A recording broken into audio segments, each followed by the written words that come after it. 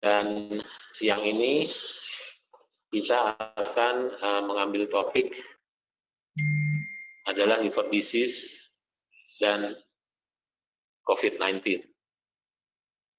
Pada acara webinar kali ini ada dua pembicara yang akan menampilkan dua topik, yaitu pertama Dr. Rinaldi Lesmana yang sedianya akan disampaikan oleh Prof. Rino, dan kedua adalah Dr. Irsan Hasan. Baik, kita akan mulai sesi webinar ini. Yang pertama, Dr. Aldi, silahkan untuk menyampaikan presentasinya. Ya, terima kasih banyak Dr. Andri atas pendahuluannya. Selamat siang para sejawat sekalian. Pada siang hari ini saya sebetulnya diminta untuk menggantikan Prof. Rino untuk berbicara mengenai keterkaitan organ liver pada infeksi COVID-19.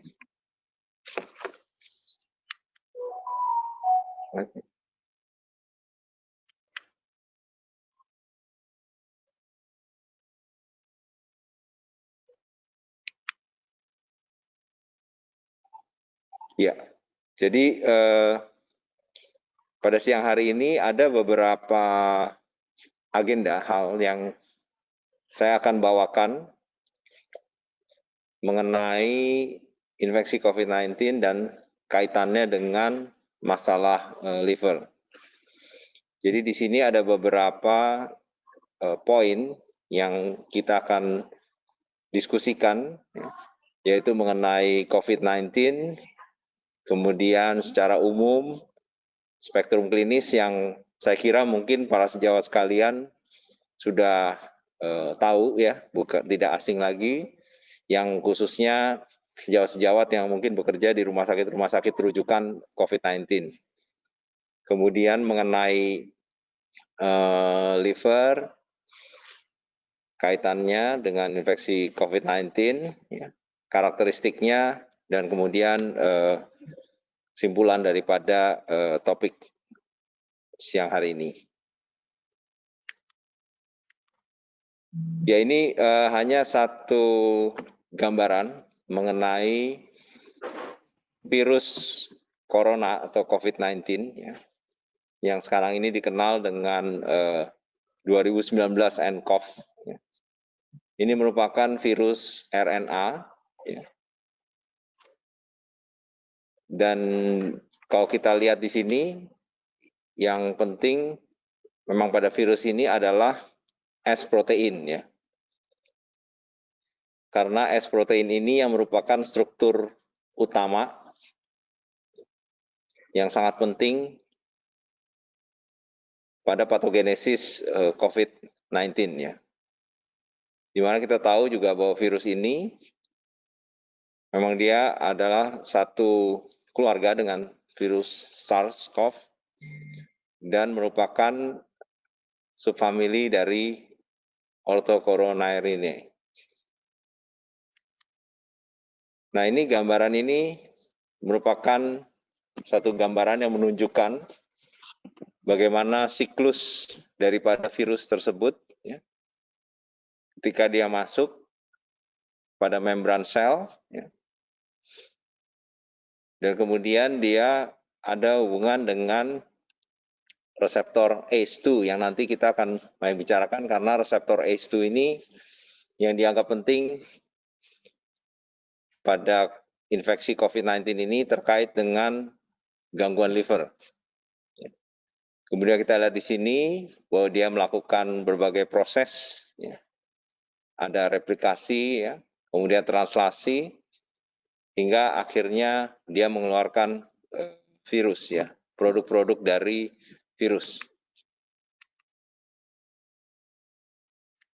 Ya, ini kita lihat bahwa simpulan daripada gambar ini, yang tadi saya katakan bahwa dia akan bergabung daripada membran sel ya. Dan pada akhirnya bahwa protein virus itu yang akan bergabung dengan RNA genom dan keluar daripada sel. Ini berbagai hipotesis mengenai bagaimana transmisi daripada SARS-CoV-2 virus ya. Kita lihat sini memang selama ini yang kita tahu bahwa virus ini banyak sekali terkait dengan penularan dari hewan ya. Sehingga coronavirus ini dianggap suatu zoonotic virus. Dan selama ini yang kita tahu bahwa virus ini banyak berhubungan dengan binatang kelelawar. Ini satu studi di Cina, ya, bagaimana mereka melakukan satu studi molekuler, yaitu mereka melakukan analisis data daripada single cell RNA sequencing pada reseptor ACE2, ya, yang pada akhirnya memiliki satu risiko timbulnya satu infeksi yang berat, infeksi 2019 nCoV tersebut.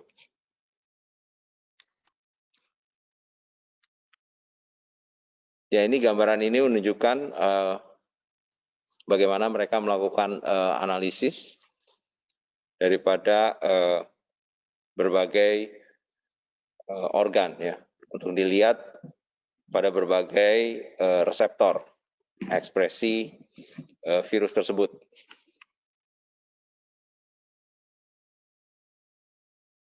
Dan kalau dilihat bahwa ekspresi ACE2 ini tinggi ya, juga di sel-sel epitel ileum.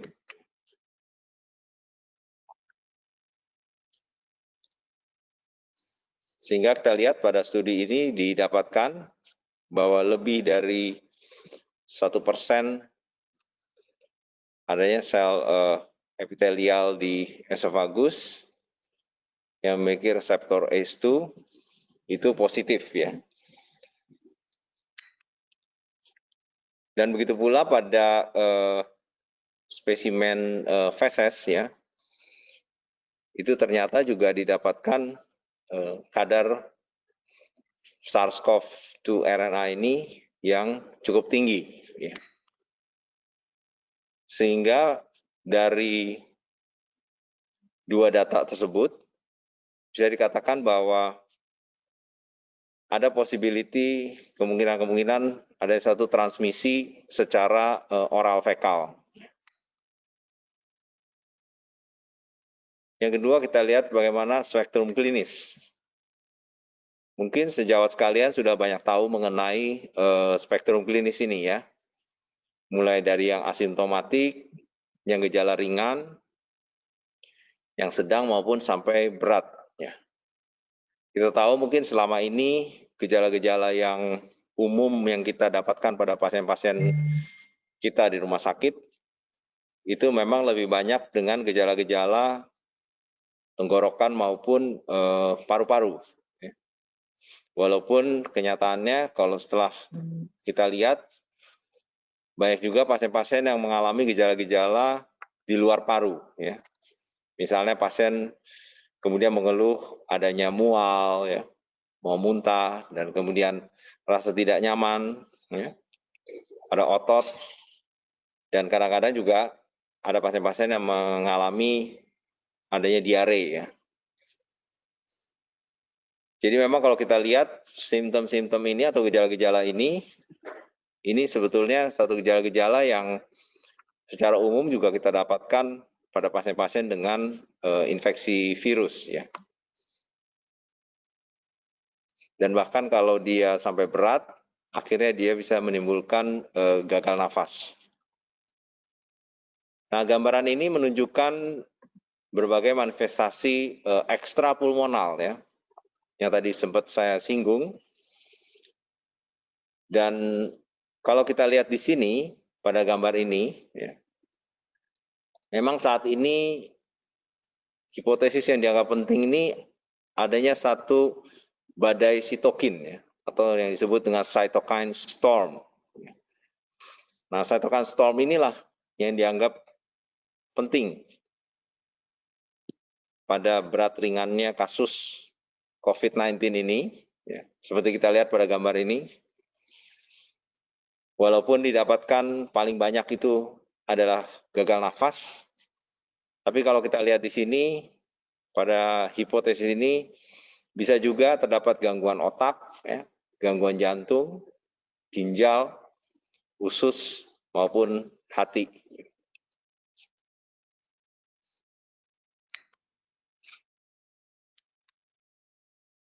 Nah, ini adalah satu review artikel, ya, mengenai gambaran-gambaran pasien-pasien COVID-19 yang memiliki gejala-gejala gastrointestinal, ya, di mana dianggap bahwa sini ada satu possibility atau kemungkinan adanya satu transmisi melalui fekal. Mohon maaf kalau ini tidak terlalu jelas atau terlalu kecil. Tapi kita lihat dari berbagai studi yang direview, ini tadi yang saya katakan bahwa ternyata cukup banyak, ya. Rata-rata hampir separuhnya dari pasien yang memiliki gejala-gejala gastrointestinal, ya. Seperti yang tadi saya katakan, adanya nausea, vomitis, ya, mual muntah, diare, dan juga bahkan ada yang mengeluhkan nyeri perut.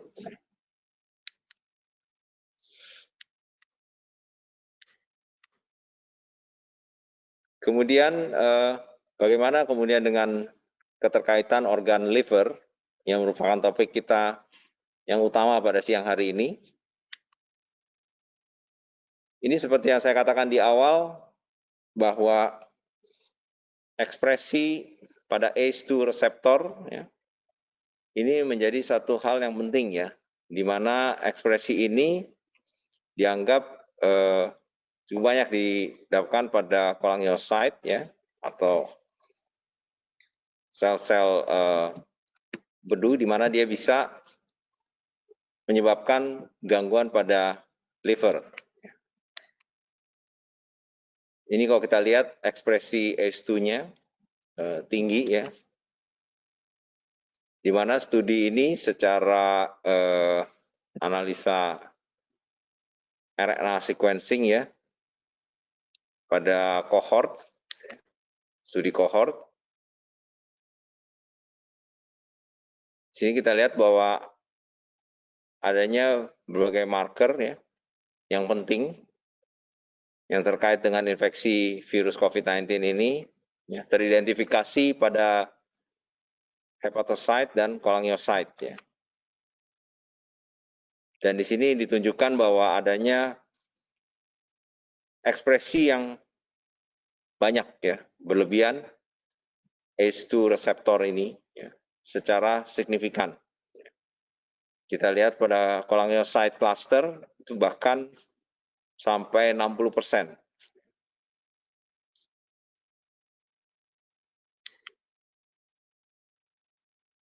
Sehingga dari studi ini disimpulkan bahwa organ liver ini menjadi satu target yang potensial untuk infeksi COVID-19 ini. Nah, ini hanya sebagai satu algoritma untuk memberikan satu gambaran sederhana, ya, bagaimana infeksi COVID-19 ini terkait dengan gangguan liver, ya. Kita lihat di sini ada yang immune mediated damage, ya, karena ini adanya satu severe inflammatory response. Jadi adanya respon inflamasi, ya. Kita tahu bahwa umumnya pasien-pasien infeksi itu pasti mereka akan ada satu kondisi peradangan, ya. Dan kita tahu biasanya pasien-pasien yang memiliki kondisi-kondisi sistem imun yang tidak terlalu bagus, akan lebih mudah ya, dan akan mendapatkan infeksi COVID-19 dan juga akan berakibat pada kondisi yang lebih berat. Selain itu juga adanya mekanisme direct cytotoxicity ya, atau toksisitas langsung ya, akibat adanya replikasi virus di sel hati. Juga mungkin bisa diakibatkan karena adanya satu kondisi gangguan liver akibat obat-obat. Nah, pada pasien-pasien yang memiliki penyakit liver, ya, khususnya mungkin pada pasien-pasien yang terinfeksi virus sebelumnya seperti virus hepatitis B, ada kemungkinan dengan adanya infeksi COVID-19 ini bisa menyebabkan reaktivasi ya, atau akan kemudian menyebabkan perburukan daripada kondisi liver.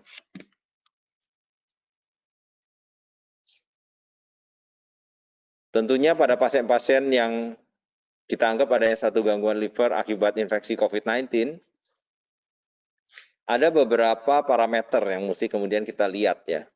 Pertama tentunya hal yang sederhana yang secara umum kita sebagai seorang dokter ya, baik sebagai dokter umum, dokter penyakit dalam ya, ataupun dokter subspesialis di bidang gastrohepatologi, biasanya kita akan melakukan evaluasi pada awal dengan enzim hati ya. Jadi ini satu hal yang saya kira penting ketika kita berhadapan dengan pasien COVID-19, bahwa jangan selalu kita hanya mengevaluasi masalah parunya saja. Karena bisa saja adanya gangguan enzim hati ini yang tidak terdeteksi atau tidak terlihat secara klinis ya. Umumnya memang ini kita harus periksa secara laboratorium. Kemudian kita lihat juga dari trombosit, dan tentu yang paling penting terkait dengan progresivitas gangguan liver itu ada dua hal. Yang satu albumin dan yang kedua adalah bilirubin. Walaupun sampai sekarang masih banyak perdebatan dan artinya masih ada tanda tanya ya. Apakah memang tanda-tanda daripada pemeriksaan-pemeriksaan ini merupakan satu tanda yang penting ya untuk menunjukkan bahwa seorang ini ada gangguan liver atau penyakit liver di awal, atau memang dia hanya terkait atau merupakan akibat ya, akibat dari adanya satu kondisi infeksi yang berat. Misalnya ketika kita menangani pasien sepsis, tentu kita tahu biasanya pasien-pasien sepsis itu umumnya juga akan memiliki gangguan liver. Nah, mengenai karakteristik, kemudian kita lihat di sini ada review mengenai gangguan liver ya pada infeksi human coronavirus. Kita lihat di sini beberapa studi ya telah melaporkan adanya gangguan pada enzim hati. Ya. Kita lihat di sini banyak yang memiliki abnormalitas daripada enzim hati. Ya. Bahkan ada yang melaporkan peningkatan enzim liver itu sampai di atas 50% dari pasien. Memang menariknya kalau kita lihat di sini, yang dianggap banyak meningkat itu justru kadar AST ya, atau SGOT, bila dibandingkan dengan ALT atau SGPT. Mungkin hal ini bisa saja disebabkan karena adanya satu direct cytotoxic tadi, sehingga ada satu gangguan liver injury yang hebat secara langsung.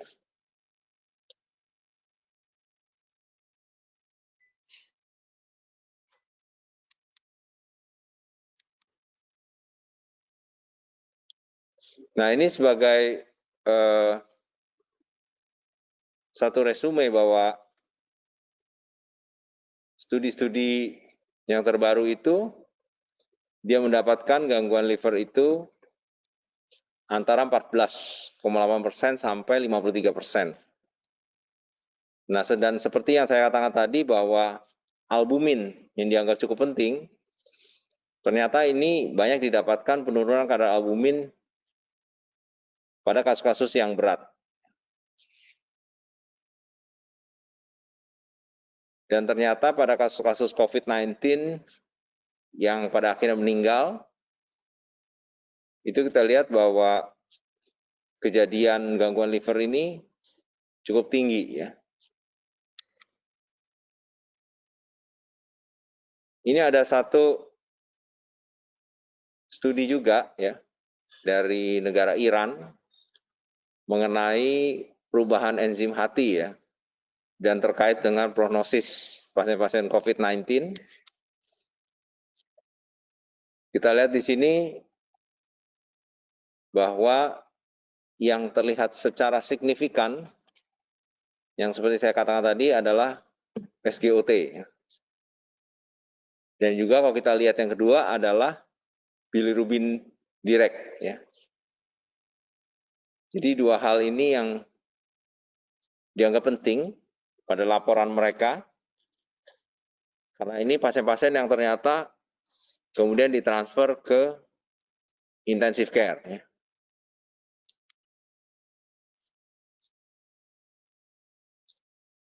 Ya, kita lihat di sini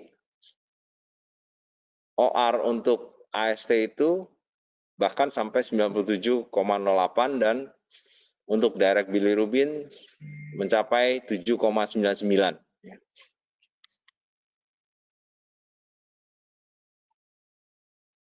Dan ternyata AST ini sangat terkait ya, dengan kejadian kematian atau mortalitas pada pasien-pasien COVID-19. Ya. Kita lihat OR-nya atau odds ratio-nya ini cukup kuat ya, hingga mencapai 50,54. Ini hanya satu ROC curve dari SGOT untuk memprediksi ya, perlunya pasien-pasien COVID-19 yang kemudian harus ditransfer ke intensive care unit.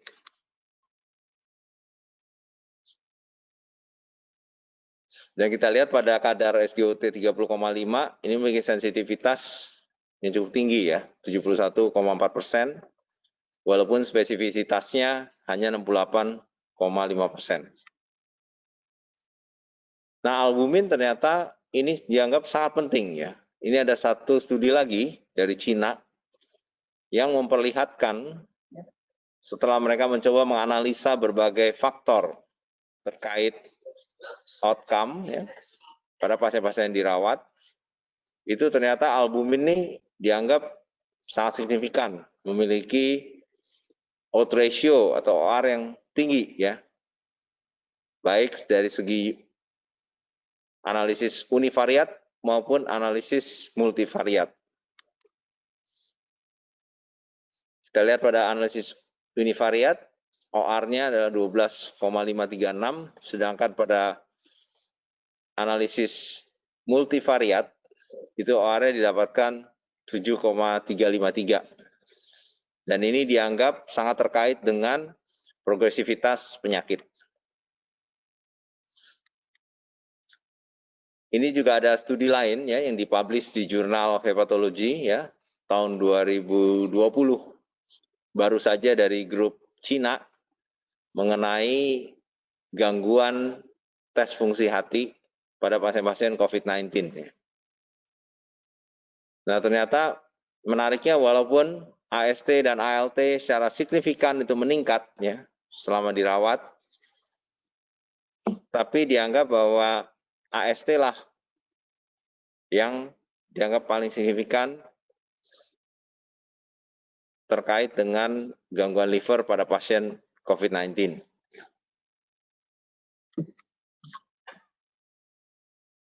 Dan juga yang tadi saya katakan bahwa ternyata bilirubin ini menjadi hal yang penting ya. Dan ternyata ada juga peningkatan enzim lain yaitu gamma GT. Tetapi kita harus ingat bahwa peningkatan gamma GT ini juga bisa disebabkan oleh hepatitis imbas obat atau drug induced liver injury. Sehingga kita harus berhati-hati sekali ya dari segi evaluasi liver, apakah memang ini murni karena memang akibat si infeksi COVID-19 atau tadi yang dikatakan apakah ini karena faktor inflamasi atau karena drug induced liver injury.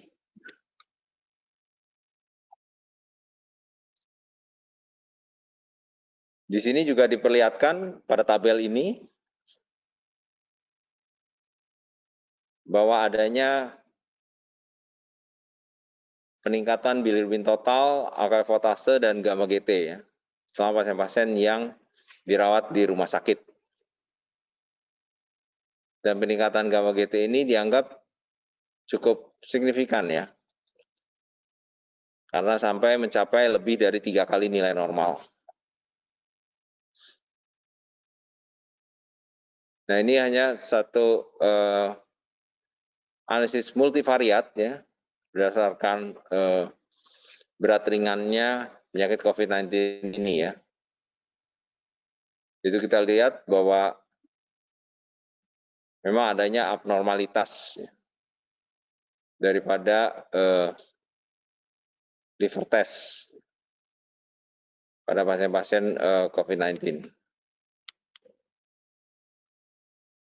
Di mana pasien-pasien yang gangguan liver ini memiliki 9 kali lebih tinggi ya odds ratio-nya untuk mendapatkan kondisi COVID-19 yang lebih berat.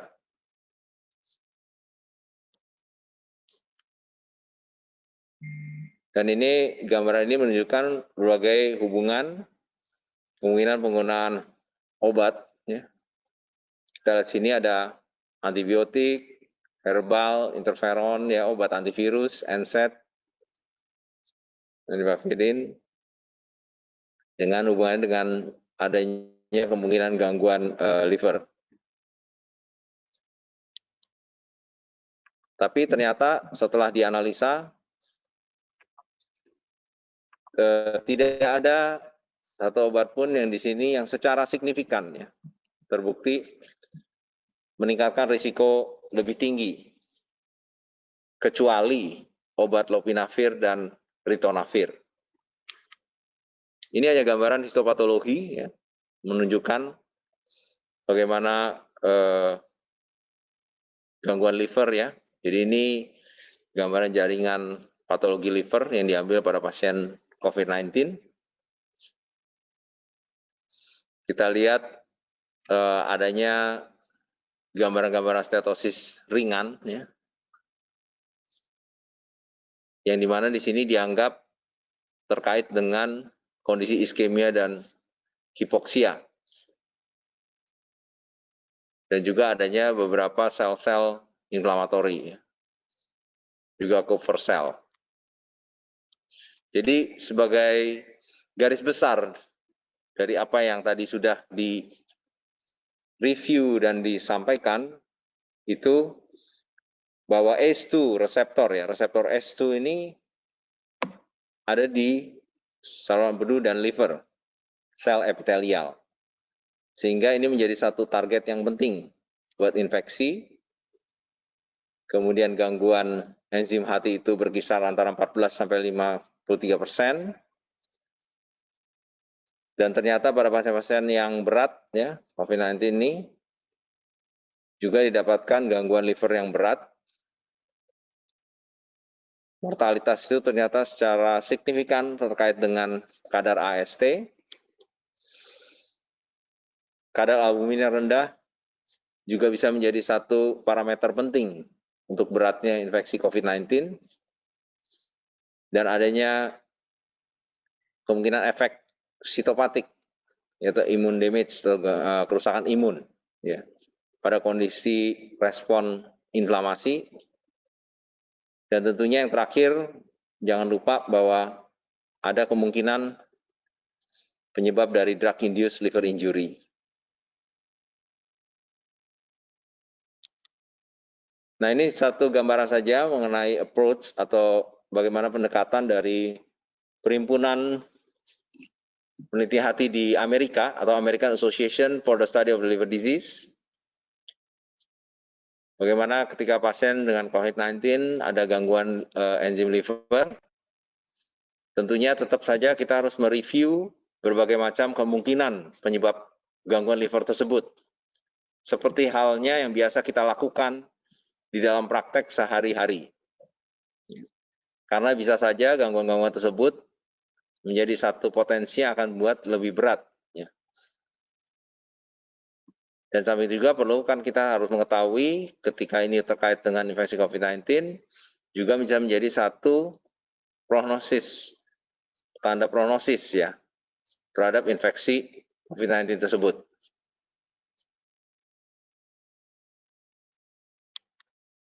Nah, ini saya hanya menambahkan sedikit mengenai pedoman penanganan cepat medis kesehatan masyarakat COVID-19 di Indonesia yang dipublikasikan Maret 2020. Saya hanya ingin meng-highlight yang terkait dengan gangguan liver, bahwa pada tata kelola pasien di rumah sakit, tentunya ketika ada gangguan liver, dan misalnya kita yakin dan kita sudah mengevaluasi bahwa gangguan liver ini bukan karena satu hal yang primer seperti adanya karena infeksi virus hepatitis A, hepatitis B, ya, hepatitis C, dan lain-lain. Tentunya untuk membantu perbaikan itu dianjurkan atau direkomendasikan untuk bisa memberikan obat-obat hepatoprotektor ya, yang tentunya yang dianggap sudah aman untuk digunakan saat ini, ya, yang sudah direkomendasikan oleh para dokter ahli penyakit hati. Ya. Jadi sebagai simpulan, sejawat sekalian, moderator, bahwa kita tahu bahwa dari hari ke hari jumlah kasus COVID-19 bertambah, dan ini berhubungan dengan respon inflamasi, ada hubungannya juga dengan organ liver. Tentunya peningkatan enzim hati, kadar albumin, bilirubin, dan trombosit menjadi satu hal yang penting. Walaupun sampai saat ini masih banyak hal-hal yang terkait COVID-19 ini kita belum tahu, ya. Dan saya kira dibutuhkan penelitian-penelitian yang lebih baik, ya, lanjutan. Karena penelitian-penelitian ini juga saya kira akan bermanfaat sekali, bukan hanya untuk kita sebagai dokter yang menangani, tapi juga untuk pasien sendiri, ya, untuk kebaikan pasien. Saya kira sekian dan terima kasih. Baik, terima kasih Dr. Aldi atas presentasi yang menarik. Bagaimana liver disease dan COVID-19 hubungannya, kita sudah dapat penjelasan. Saya ingin menyapa dulu teman-teman sejawat yang baru bergabung. Jadi pada webinar kali ini sudah sekitar ada 450 yang bergabung pada acara ini. Kita baru selesai pada sesi pertama dan akan dilanjutkan dengan sesi kedua, yaitu akan dibawakan oleh Dr. Irsan dengan judul adalah Recommendation on Management of Chronic Liver Disease Patient in Era of COVID-19. Saya persilahkan Dr. Irsan. Ya, terima kasih Dr. Andri. Assalamualaikum warahmatullahi wabarakatuh. Selamat siang, salam sejahtera untuk kita semua. Sebelumnya saya sampaikan terima kasih kepada CME Departemen Ilmu Penyakit Dalam, juga kepada PT BioLife yang mensupport pertemuan kita hari ini, dan tentunya juga penghargaan, apresiasi untuk teman-teman yang bergabung dalam webinar kita hari ini mengenai COVID-19 dan liver disease. Dari panitia saya mendapat amanah untuk menyampaikan semacam rekomendasi terkait tata laksana pasien dengan penyakit hati kronik di era pandemi COVID-19 ini. Jadi ini belum berupa rekomendasi resmi, memang ada rencana untuk pertemuan online tentunya dengan teman-teman dari PPHI sebelum keluar rekomendasi resmi. Sementara ini kita pakai rekomendasi dari ISEL dan ASLD. Nah, presentasi saya akan terbagi dalam 3 bagian, dimulai dari latar belakang, kemudian pelayanan pasien dengan penyakit hati kronik, dan kemudian prosedur terkait penyakit liver selama pandemi COVID-19. Saya mulai dari latar belakang, ini gambar yang mungkin kita rutin lihat, sering lihat, ini data terakhir kemarin, update 21 April, kalau kita lihat laporan dari juru bicara yang ditunjuk oleh pemerintah, sudah lebih dari 7.000 kasus, dengan meninggal dunia lebih dari 600 kasus. Dan kalau kita lihat bulatan merah ini hampir menutupi, bukan hampir, sudah menutupi seluruh Pulau Jawa. Artinya kita di Jawa ini memang memiliki kasus yang tertinggi.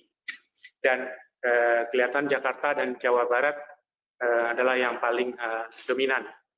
Tapi saat ini boleh dikatakan semua provinsi sudah memiliki atau terpapar dengan kasus COVID-19 ini. Nah, jadi coronavirus disease 2019 atau COVID-19 ini menyebar sangat cepat di seluruh dunia, termasuk di negara kita. Oleh karena itu, risiko pasien dan risiko kita sebagai tenaga kesehatan terinfeksi akan sangat tinggi. Prediksinya akan terjadi kekurangan fasilitas rawat inap, khususnya ICU.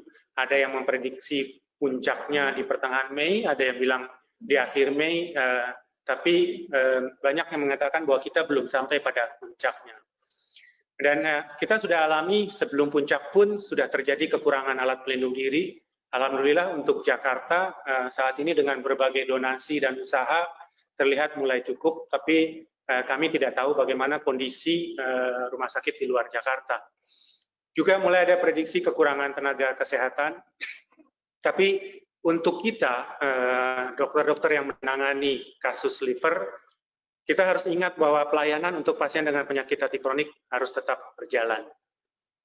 Nah, oleh karena itu, hal-hal yang harus kita pertimbangkan adalah kita harus menentukan prioritas mana pasien yang hendaknya datang sebagai kasus rawat jalan. Kemudian kita harus mencegah penyebaran virus terhadap pasien kita, khususnya dengan penyakit liver ini, dan juga kita sebagai tenaga kesehatan. Tetapi kita juga harus mempertahankan standar pelayanan, khususnya pada pasien-pasien yang membutuhkan tata laksana medis segera. Oleh karena itu, di banyak rekomendasi, dan juga sudah mulai terlaksana di beberapa rumah sakit, dianjurkan untuk melakukan telemedicine pada setting rawat jalan. Hari ini PBPAPI mengadakan meeting untuk membahas bagaimana aturan mengenai telemedicine ini. Nah, saya masuk pada pelayanan pasien dengan penyakit hati kronik. Kita biasa diajarkan untuk memperhitungkan benefit dan risk. Selama ini kita memperhitungkan kalau kita melakukan tindakan, apakah biayanya sebanding dengan hasil yang didapat, itu yang sering. Tapi saat-saat ini pada masa wabah COVID ini, yang kita lihat sebagai risk terutama adalah risiko terinfeksi. Oleh karena itu, prinsip risiko dan manfaat harus selalu dipertimbangkan.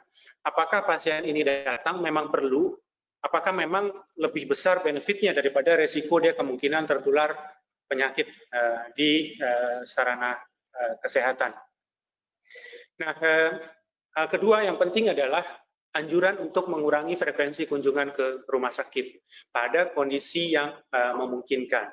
Kita pilih, dan inilah yang nantinya akan menjadi rekomendasi, siapa-siapa yang wajib datang ke rumah sakit, siapa-siapa yang tidak perlu sering-sering datang ke rumah sakit. Kemudian screening, kita lakukan screening, saya rasa di semua rumah sakit, bahkan kantor-kantor sudah melakukan screening untuk melihat pasien mana, orang mana yang berisiko terinfeksi COVID. sehingga tidak terjadi penularan kepada kita tenaga medis. Physical distancing atau jaga jarak tentunya juga harus diperhatikan pada setting rawat jalan. Oleh karena itu, makanya dianjurkan untuk membatasi kedatangan pasien, bisa diatur dari jumlah atau bisa diatur dari sisi waktu kedatangan. Nah, kalau dilihat rekomendasi, saat ini untuk liver ada berbagai rekomendasi dari Eropa, dari ASLD, dari Amerika, juga dari ILCA, Asosiasi Kanker Hati. Semuanya menyebut-nyebut mengenai telemedicine bila memungkinkan. Jadi konsultasi online. Jadi ini berkembang di seluruh dunia. Nah, saya masuk pada manajemen pasien dengan penyakit hati kronik. Saya bagi 3, yaitu penyakit hati kronik dan sirosis kompensata, kemudian karsinoma sel hati dan sirosis dekompensata. Untuk penyakit hati kronik stabil dan sirosis kompensata, saya akan lihat dari hepatitis virus, fatty liver atau navel, sirosis kompensata, dan penyakit autoimun. Yang prioritas untuk diminta datang ke rumah sakit, kelihatannya ada 3. 1, pasien dengan icterus. 2, pasien dengan peningkatan ALT atau AST sangat tinggi atau signifikan. 3 adalah pasien-pasien dengan gejala dekompensasi hati. Jadi secara sederhana, 3 inilah yang kelihatannya tidak bisa menunggu dan harus segera datang ke rumah sakit. Nah, pasien-pasien lain diharapkan bisa menunda kunjungan ke poli subspesialis. Mungkin datang ke layanan primer, kemudian tidak perlu dikirim ke layanan sekunder, atau sampai layanan sekunder tidak perlu ke tersier, kalau di luar 3 kriteria tadi.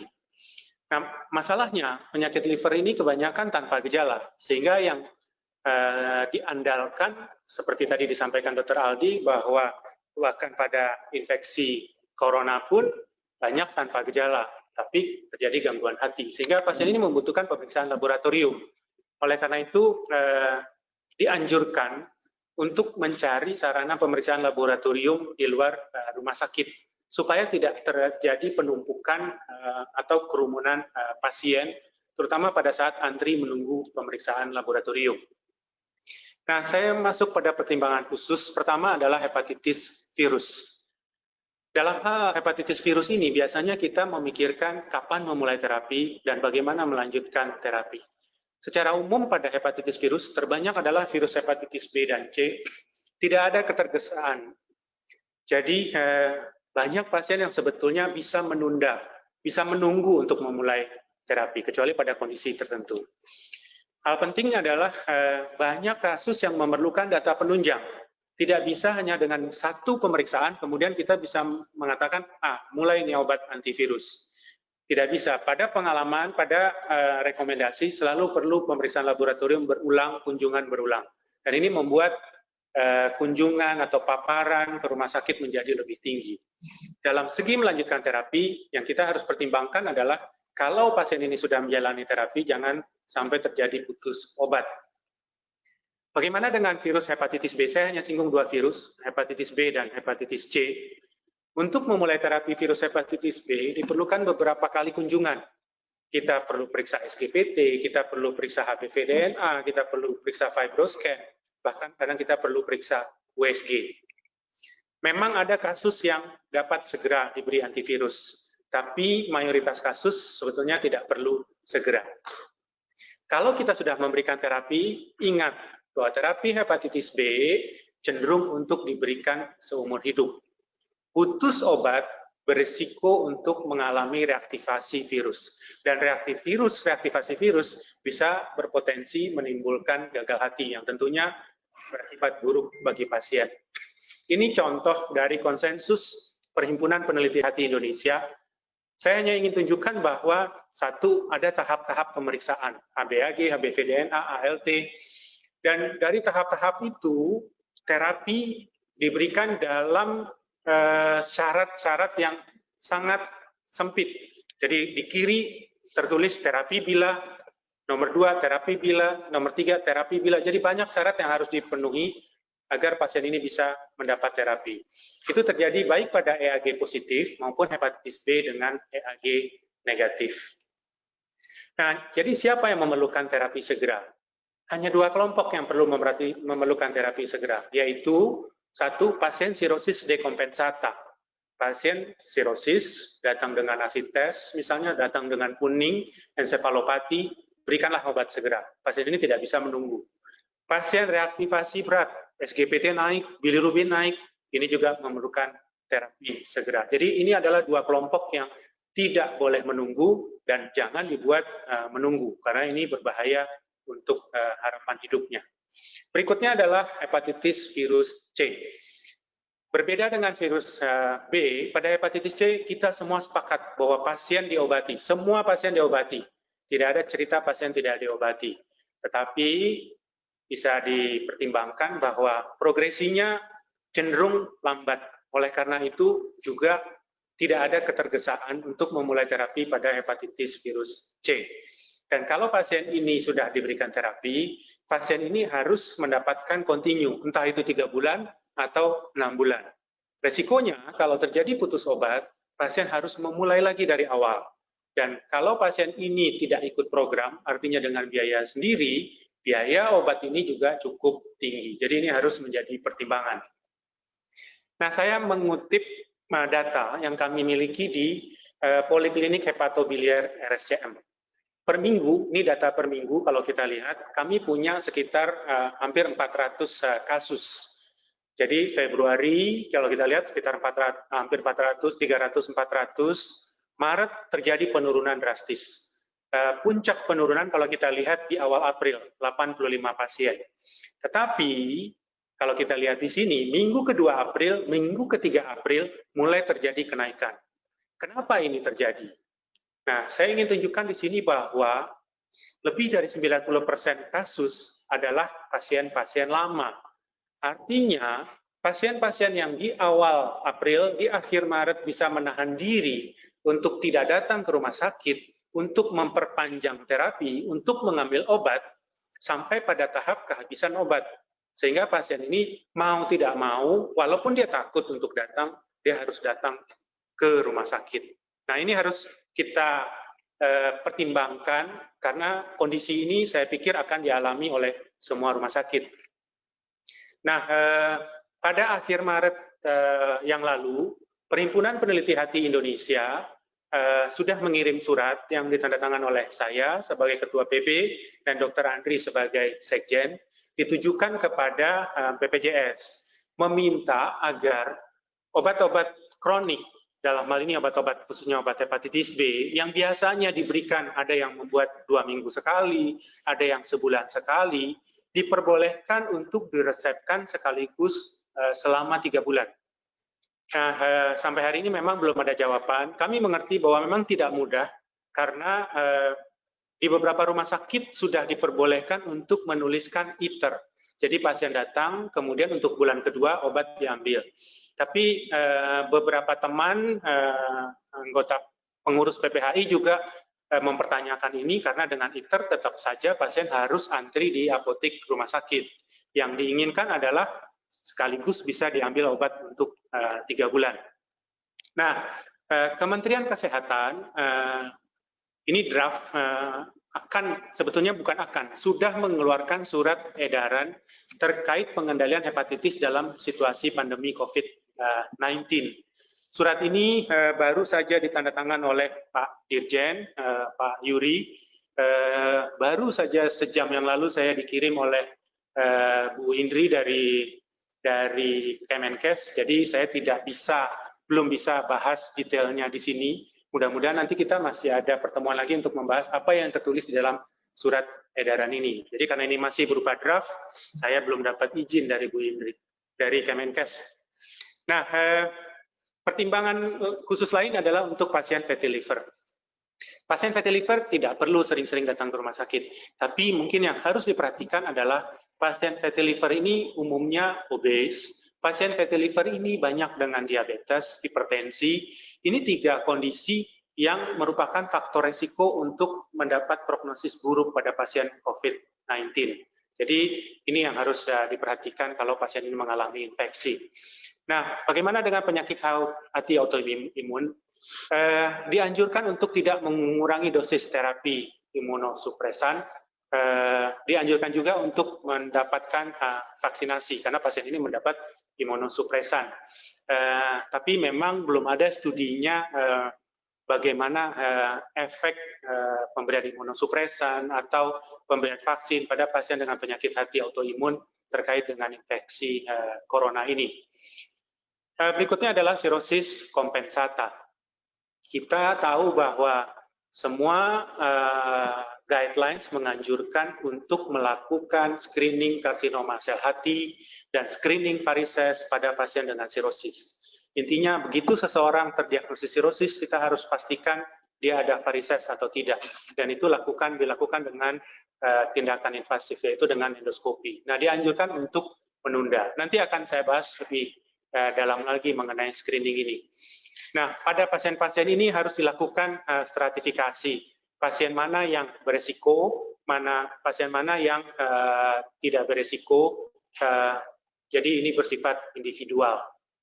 Nah, dikatakan agar pasien ini aman, tidak memerlukan endoskopi segera, dianjurkan penggunaan non-selective beta blocker. Dalam hal ini yang kita pakai biasanya adalah propranolol, lebih liberal. Ini rekomendasi dari Eropa, supaya kita bisa mempertahankan tekanan portal yang baik agar tidak terjadi pecah varises.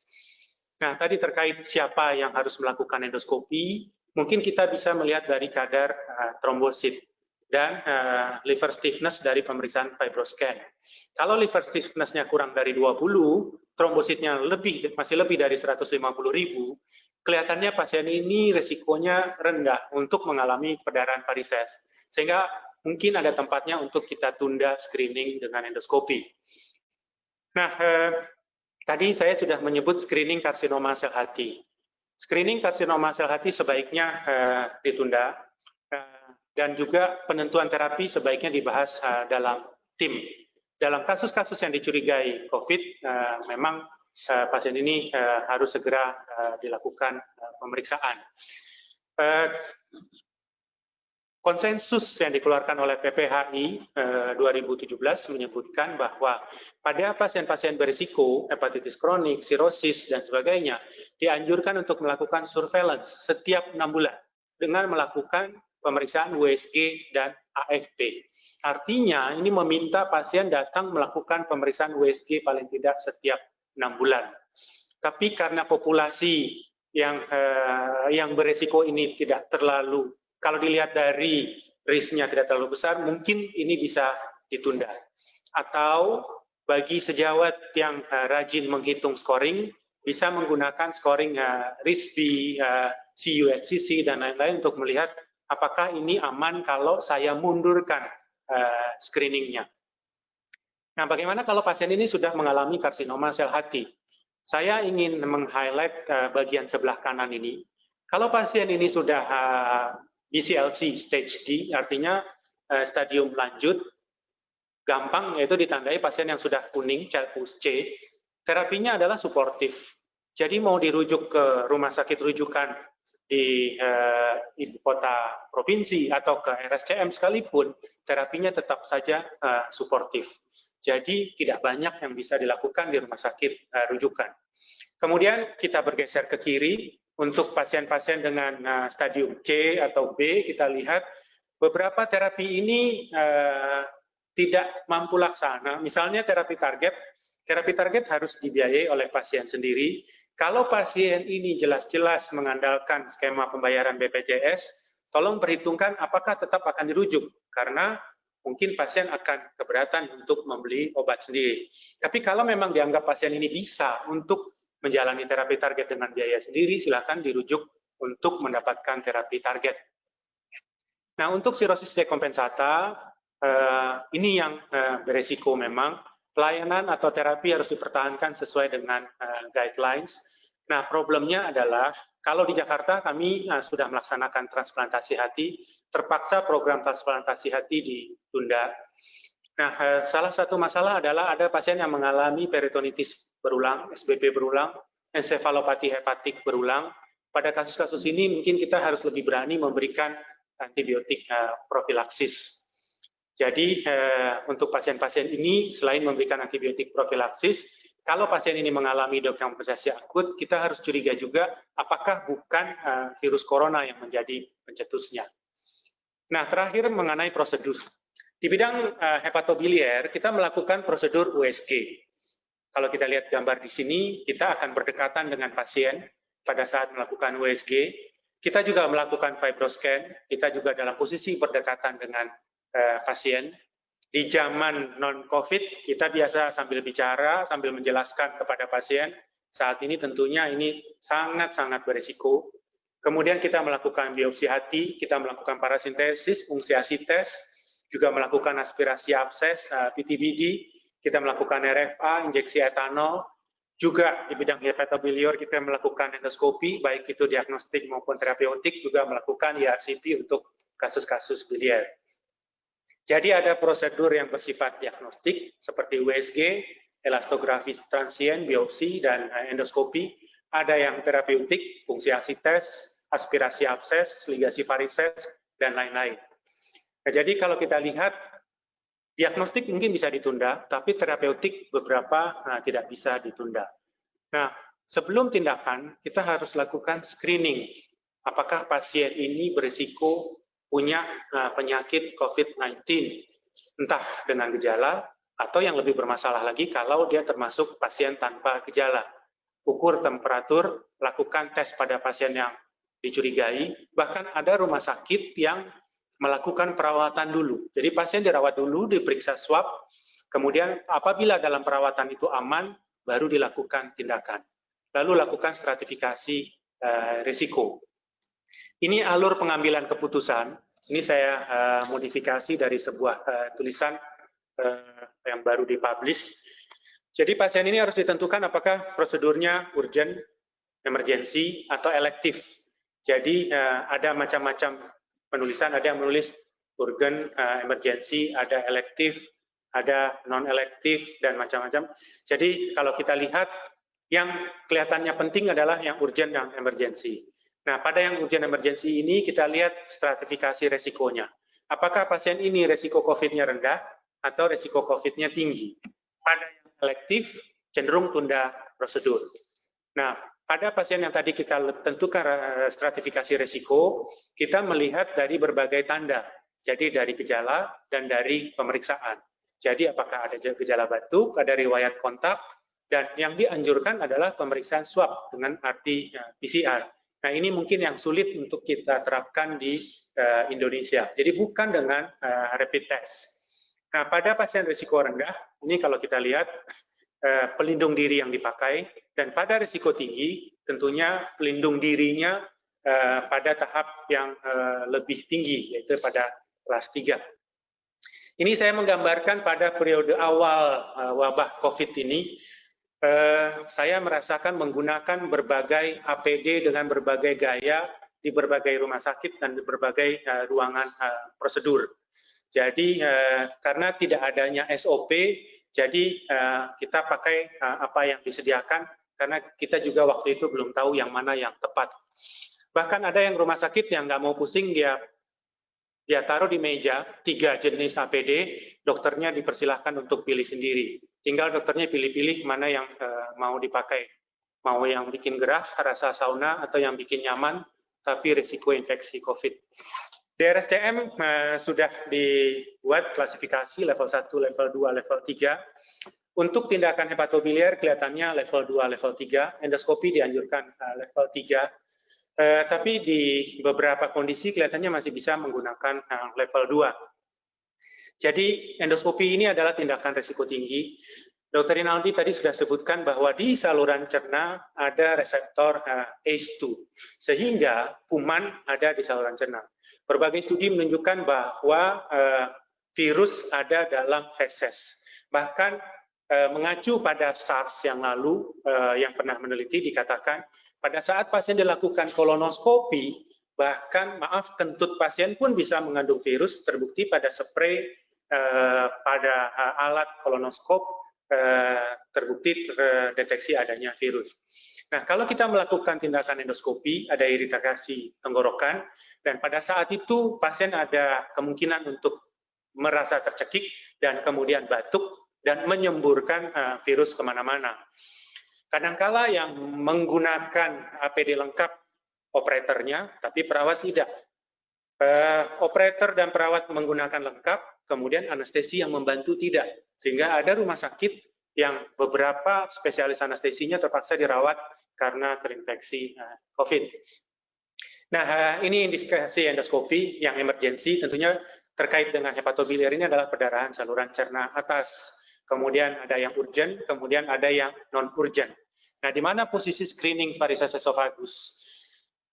Saya buat tanda tanya, karena dia bisa non-urgent. Tapi beberapa waktu yang lalu saya mendapati kasus pasien dengan hipertensi portal. Saya anjurkan untuk menunda. 2 hari setelah datang dari poliklinik, pasien ini datang dengan muntah darah hebat. Dan pasien ini akhirnya tidak tertolong karena perdarahan yang masif. Jadi kelihatannya ini screening, pasien ini tertunda, akhirnya mengalami kematian akibat perdarahan yang tidak bisa diatasi. Kenapa endoskopi harus dibatasi? Tentunya untuk mengurangi risiko penyebaran infeksi, juga mengurangi penggunaan APD, mengurangi perawatan di rumah sakit yang tidak diperlukan. Prosedur berikutnya adalah USG. Nah, USG pada beberapa kasus dapat ditunda. Tadi saya katakan screening mungkin bisa ditunda. Bagaimana dengan biopsi hati? Biopsi hati mungkin kita harus lihat apakah ada COVID atau tanpa COVID. Pada pasien tanpa COVID, kalau hanya memastikan apakah ini fatty liver, SGPT-nya naik ini karena apa, ini kelihatannya bisa ditunda. Tapi kalau pasien ini masa hati curiga keganasan, mungkin pasien ini perlu segera dilakukan. Beberapa hari yang lalu saya ngobrol dengan Dr. Rinaldi, ada pasien Dr. Rinaldi akan dibiopsi. Kemudian dengan masa di hati, akan ditunda 2 bulan lagi. Saya bilang kepada Dr. Rinaldi, jangan-jangan 2 bulan lagi bukan biopsi, tapi otopsi, karena pasiennya sudah keburu meninggal. Jadi kita harus lihat-lihat yang mana yang harus dilakukan biopsi. Tapi kalau pasien sudah dengan COVID-19, kelihatannya biopsi hati harus ditunda. Nah, ini tulisan menarik baru dari jurnal hepatologi. Tulisan ini menyebutkan bahwa akan ada 3 gelombang yang akan kita hadapi, khususnya di bidang penyakit hati. Pada masa physical distancing ini, pada saat kita melarang menganjurkan pasien yang tidak datang, yang datang adalah pasien-pasien prioritas. Ya. Jadi pasien-pasien memang yang sangat mendesak untuk datang ke rumah sakit. Nah, setelah fase ini selesai, kita akan menghadapi second wave.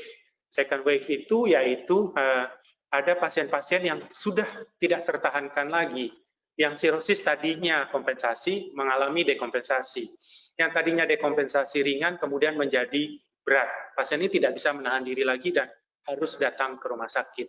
Setelah itu ada third wave atau gelombang ketiga, akan terjadi peningkatan pasien yang misdiagnosis. Jadi maksudnya pasien itu tadinya harusnya melakukan screening tadi, lalu ditunda. Kemudian pasiennya keterusan tidak lakukan screening, dan akhirnya pasiennya memang menjadi hepatoma yang lanjut. Atau pasien yang diceritakan Dr. Rinaldi harusnya dibiopsi, kemudian pasiennya tidak biopsi, lalu pasiennya tenang-tenang saja, akhirnya datang pada keadaan yang lambat, di mana terapi target pun sudah tidak bisa diberikan. Jadi ini prediksi dari seorang pakar yang menduga kita akan mengalami hal seperti ini. Tapi saya berharap hal ini tidak terjadi. Jadi memang tidak ada yang tahu persis berapa lama pandemi ini akan berlangsung, tapi intinya kita memang wajib beradaptasi dengan perkembangan situasi yang terus berubah dari hari ke hari.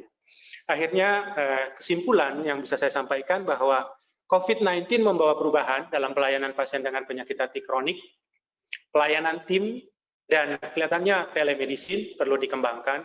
Jadi kelihatannya ke depan sesudah wabah ini akan banyak perubahan yang mungkin cenderung ke arah positif dalam hal pelayanan, dalam hal pendidikan, khususnya di bidang medis.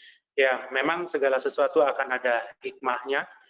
Sumber daya harus digunakan seefisien mungkin dalam masa pandemi COVID ini. Demikian presentasi saya, mudah-mudahan bermanfaat. Terima kasih, saya kembalikan kepada Dr. Andri. Baik, terima kasih Dr. Irsan untuk penjelasannya yang sangat menarik. Kita akan langsung masuk ke sesi tanya-jawab. Ada beberapa pertanyaan yang masuk dan akan saya bacakan di sini. Dari Dr. Alkaf di Rumah Sakit Persahabatan, ya, ini pusatnya merawat COVID. Jadi untuk Dr. Rinaldi ini ada pertanyaan,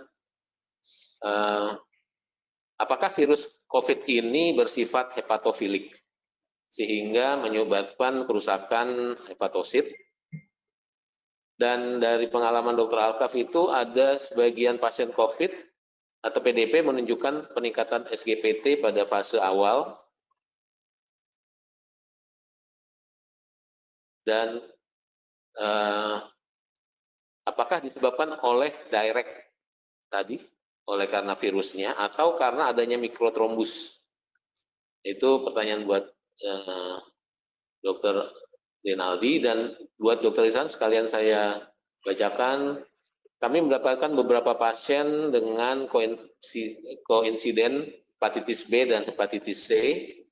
Pasien dengan hepatitis B dengan TDF dan tenofovir, apakah ada interaksi obat dengan obat-obat yang digunakan dalam pengobatan COVID? Yaitu misalnya azitromisin, chloroquine, atau oseltamivir, atau favipiravir. Ya, itu dulu mungkin Dr. Aldi terlebih dahulu. Ya, terima kasih atas pertanyaannya. Ya, ini pertanyaan yang baik dan menarik ya. Karena terus terang sampai saat ini masih banyak yang kita sebetulnya belum tahu mengenai perilaku si COVID-19 ini. Ya. Seperti kita tahu bahwa banyak hal, misalnya ada beberapa pasien yang diduga infeksi demam berdarah, ternyata belakangan terbukti COVID-19. Dan kita tahu sendiri juga, seperti infeksi demam berdarah juga dia bisa meningkatkan enzim hati, SGOT-SGPT. Tapi kalau kita lihat sementara ini, walaupun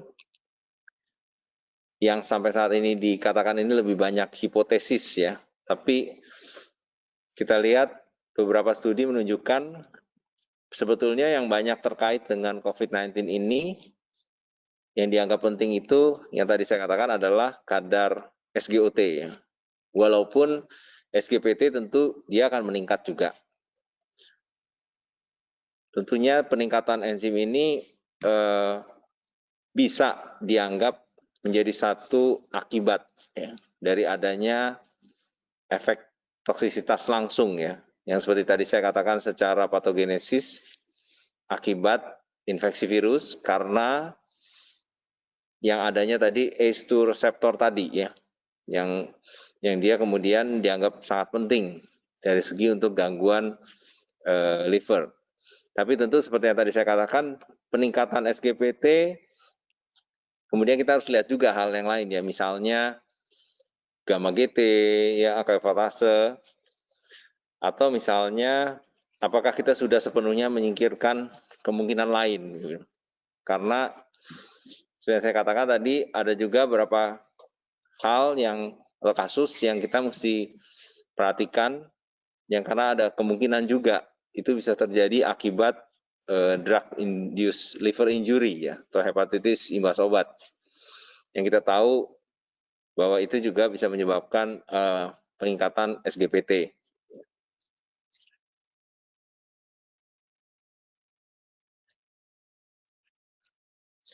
Itu ya, ada pertanyaan lain? Ya, jadi tadi ditanyakan mengenai mikrotrombi yang mungkin terjadi dan mengakibatkan peningkatan transaminase. Faktor iskemi sendiri bisa saja gitu ya. Tapi kan sampai saat ini memang fenomena-fenomena ini masih banyak yang sebetulnya belum jelas betul ya. Sehingga tadi yang saya katakan memang kita masih butuh banyak penelitian lanjutan mengenai apa sih sebetulnya yang betul-betul terjadi secara tingkat mikro ya di dalam sel hati itu sendiri gitu ya. Karena penelitian-penelitian yang ada saat ini juga itu masih penelitian awal berdasarkan pengalaman-pengalaman yang ada, terutama dari negara-negara yang di awal-awal banyak menangani COVID ini. Tapi saya kira yang paling penting adalah peningkatan enzim hati ini harus kita anggap menjadi satu tanda yang alarm yang serius ya, karena kita tahu tadi kalau kita lihat berbagai studi telah menunjukkan bahwa adanya gangguan di liver ini itu bisa menjadi satu petanda prognostik ya. Artinya bahwa pasien-pasien ini bisa saja jatuh ke dalam kondisi yang lebih berat. Gitu. Gitu saya. Ya, baik. Terima kasih Dr. Aldi. Saya persilakan Dr. Irsan tadi. Ya, terima kasih Dr. Alkaf untuk pertanyaannya. Memang kita tidak masukkan pembahasan mengenai obat karena khawatir waktu yang tidak cukup. Mudah-mudahan nanti kita akan ada pertemuan mengenai membahas obat. Satu hal adalah tadi pertanyaan mengenai azitromisin, mungkin mengenai levofloxacin. Obat-obat ini tidak mengalami interaksi dengan obat-obat antivirus hepatitis B maupun hepatitis C. Jadi kalau Dr. Alkaf mendapati pasien COVID yang tengah menjalani terapi dengan obat-obat antivirus B maupun C, silahkan dilanjutkan.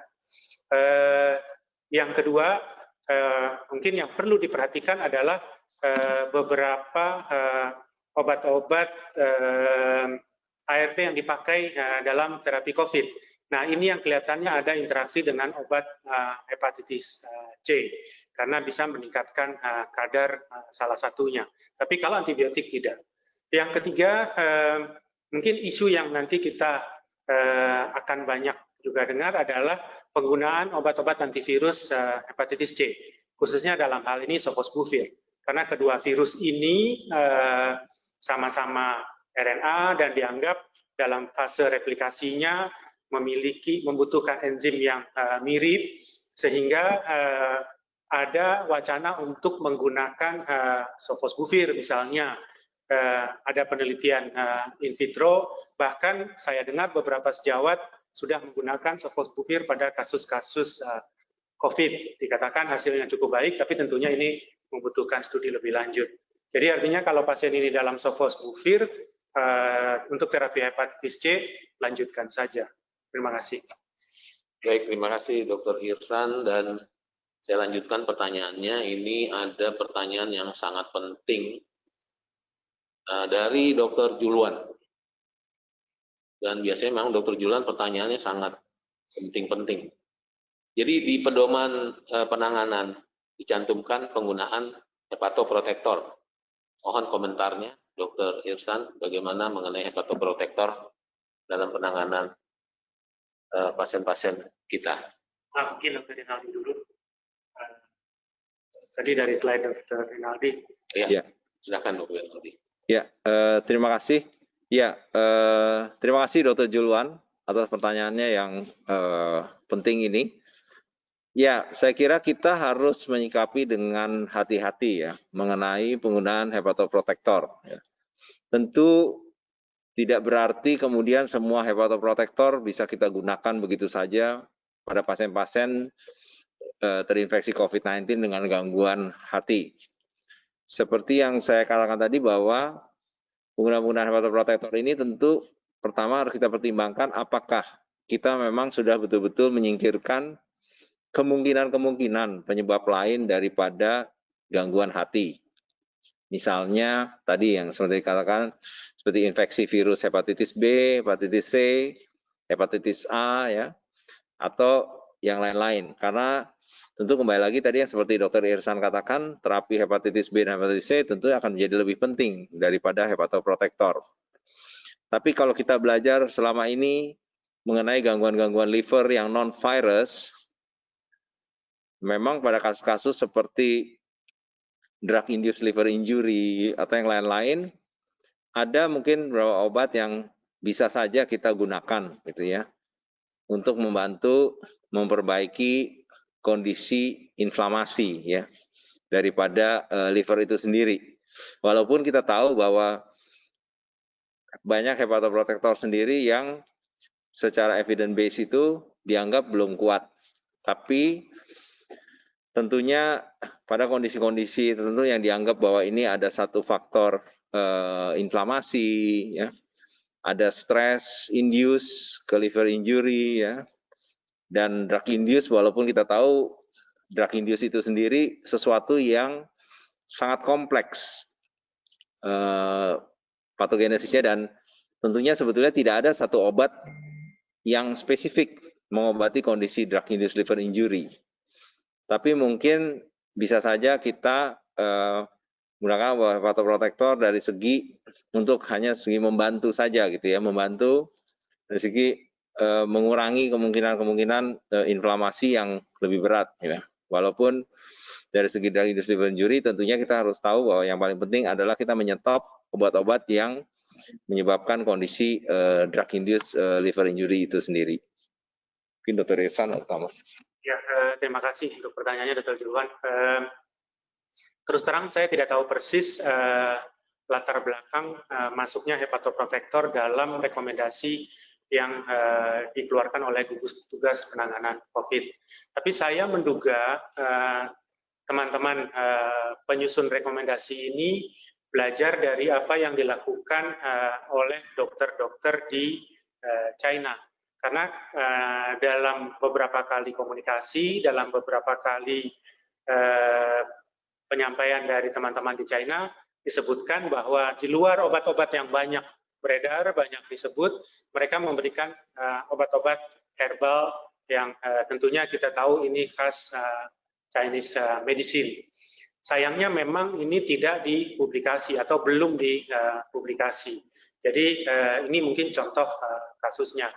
Tetapi kita semua mengalami dalam praktek sehari-hari memberikan hepatoprotektor dalam kaitan memperbaiki inflamasi, kerusakan dalam hal menjaga hepatosit sel hati ini agar membaik atau tidak gampang mengalami kerusakan. Jadi tentunya ini bersifat sebagai terapi tambahan seperti yang kita berikan sehari-hari untuk menurunkan SGPT agar lebih cepat mengalami perbaikan. Tapi kalau Dr. Julwan bertanya bagaimana evidence-nya, saat ini kelihatannya kita masih butuh penelitian lebih lanjut. Demikian Dr. Andri. Baik, terima kasih Dr. Ihsan. Saya lanjut satu pertanyaan lagi. Ini ada Dr. Lydia dari Medan yang menanyakan adanya peningkatan transaminase, tadi disebutkan adalah SGPT, AST, dan ditanyakan bagaimana cut-off-nya. Berapa cut-off-nya yang dianggap itu bermakna terjadi gangguan hati? Apakah ada evidence base-nya? Mungkin Dr. Aldi yang jawab. Ya, terima kasih Dr. Andri. Ya, memang kalau kita katakan cut off pada enzim hati ini rasanya agak sulit. Karena kalau kita belajar secara umum saja melihat dari yang sekarang ini sudah kita lakukan terhadap pasien-pasien yang hepatitis B, hepatitis C, cut off daripada SGOT-SGPT sendiri masih menjadi satu perdebatan, bahkan di dunia. Walaupun banyak studi yang sudah mengatakan bahwa ada cut-off sekian yang dianggap membahayakan, cut-off sekian yang dianggap sangat aman, tapi saya kira sampai sekarang masih sulit untuk mencapai satu kesepakatan cut-off karena adanya begitu banyak perbedaan daripada kemampuan laboratorium, kemudian juga nilai-nilai normal laboratorium yang satu dengan yang lain, dan juga kembali lagi seperti yang tadi Dr. Irsan katakan gitu ya. Artinya negara-negara seperti Cina, Indonesia, India, yang artinya banyak sekali penggunaan obat-obat herbal dan obat-obat hepatoprotektor, kadang-kadang kita sulit gitu ya, karena banyak juga pasien yang datang ke kita, mungkin mereka juga sudah mengkonsumsi obat-obat hepatoprotektor itu sendiri. Sehingga cut-off ini menjadi sulit. Tapi kalau kita lihat bahwa saat ini yang kita tahu terkait dengan infeksi COVID-19 ini, adanya peningkatan cut-off daripada SGOT ini dianggap menjadi satu yang penting. Walaupun tadi kita lihat sensitivitasnya juga hanya cukup tinggi, walaupun tidak mencapai 90% ya, tapi di atas 70%, sehingga ini dianggap menjadi satu yang parameter penting ya. Ya tentunya masih banyak penelitian yang harus kita lakukan untuk kembali lagi menilai atau meneliti lebih detail, ya.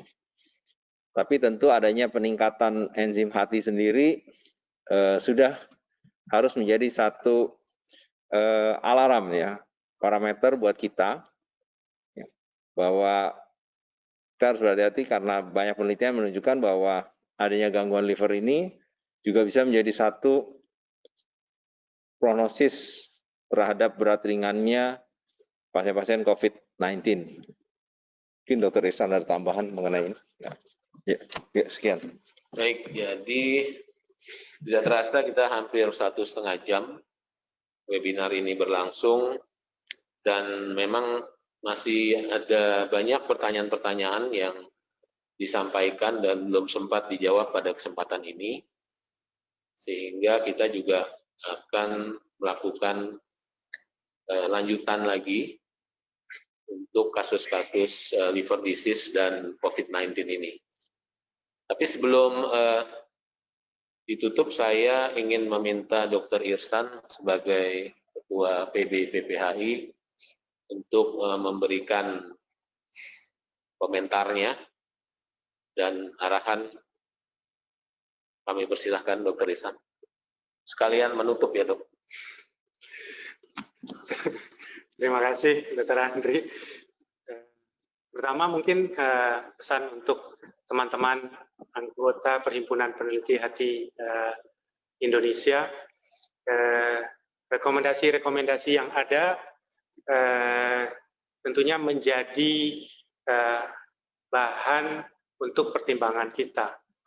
Dari pengalaman tidak ada yang bisa strict. Jadi saya tidak mengatakan apa yang disampaikan tadi betul-betul screening tidak boleh dilakukan. Saya kasih contoh, ada pasien yang lolos juga kemudian mengalami perdarahan. Jadi tentunya kembali pada pertimbangan kondisi di rumah sakit, kondisi teman-teman sendiri, dan kondisi pasien-pasien kita. Saya mohon masukan dari teman-teman semua, apa yang bisa kita lakukan untuk pasien kita. Kami rencanakan akan ada pertemuan khusus untuk teman-teman pengurus cabang maupun pengurus PB. Dan kemudian untuk semua dokter yang mengikuti pertemuan kita hari ini, saya ingin sampaikan bahwa ternyata liver adalah salah satu organ yang juga ikut terlibat yang perlu diperhatikan dalam hal penanganan pasien COVID atau bahkan non-COVID kemudian terdampak dalam tata laksana liver. Oleh karena itu kita harus melihat berbagai sisi agar pasien mendapat layanan yang terbaik.